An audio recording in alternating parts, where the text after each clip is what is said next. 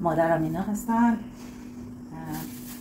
این پیازمه که یخچال بوده، آبش گرفتم، آبشو گرفتم و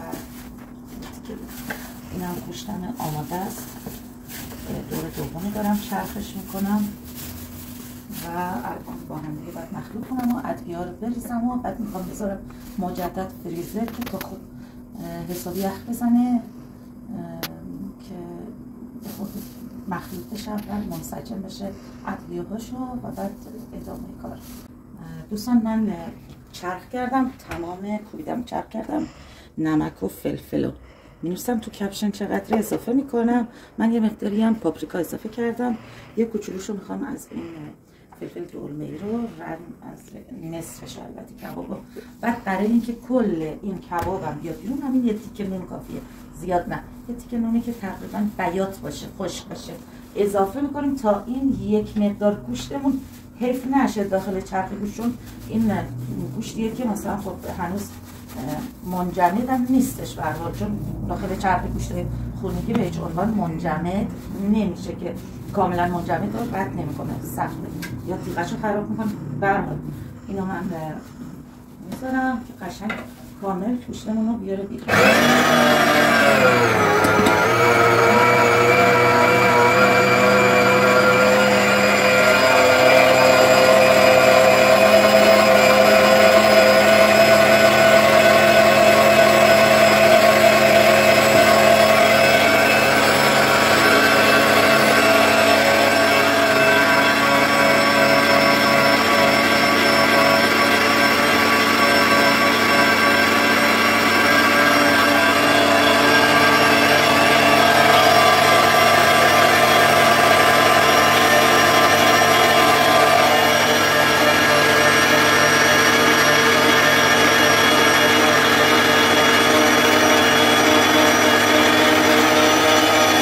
دوستان ببینید فقط نونمون مونده، نمیاد داخل گوشتمون.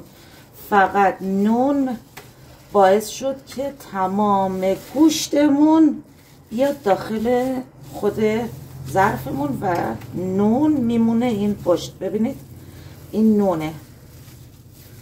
نونه اصلا نمیاد داخل.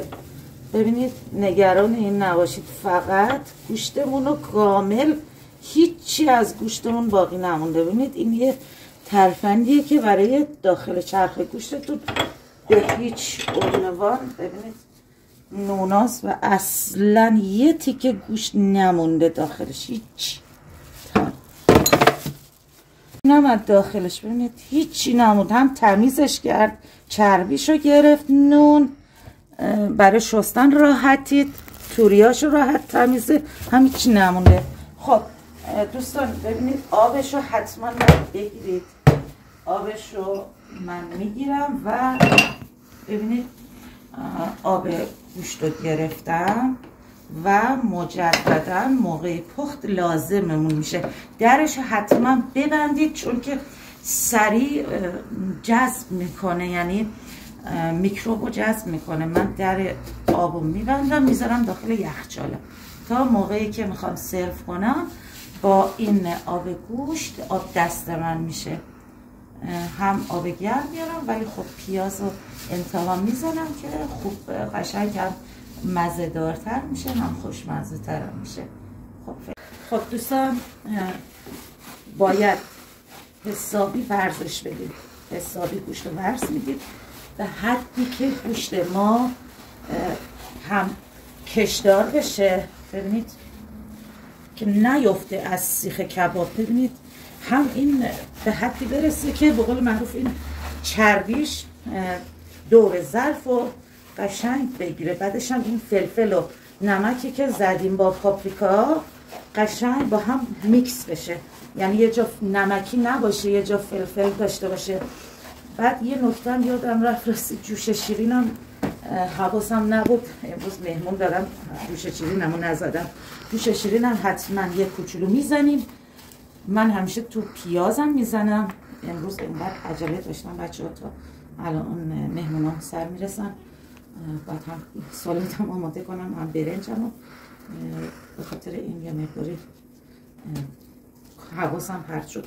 پس شما جوش شیرین هم یه کوچولو اندازه یه قاشق چایخوری فقط جوش شیرین میزنیم، بعد کلا قشنگ روی یه کوچولو آب حل کنید. الان که من یادم رفته آب خود پیاز یه کوچولو حل میکنیم، بعد توی خود یه کم حل میکنید و میکسش میکنید. خب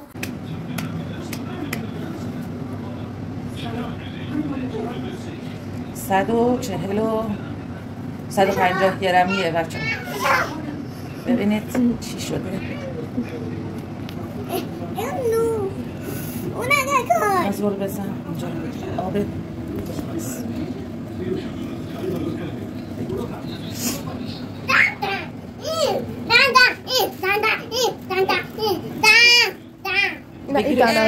دینا اینجا بگیرش، اونا رو بگیر. دیانا دست کن میدی دیانا برای عمه بوس بفرست. بیا بیشتر بیا اینجا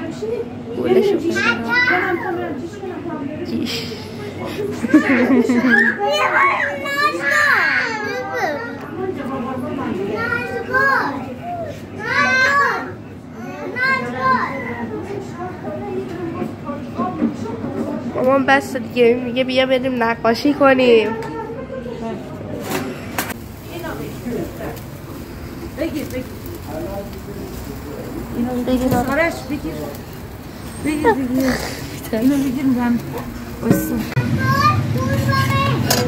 بچه بفرمایید. لذت تهدیک چطور زن داداش؟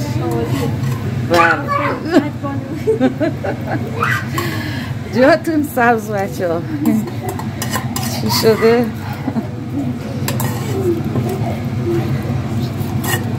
آره اینجا رو هم بگیر بفرمایید.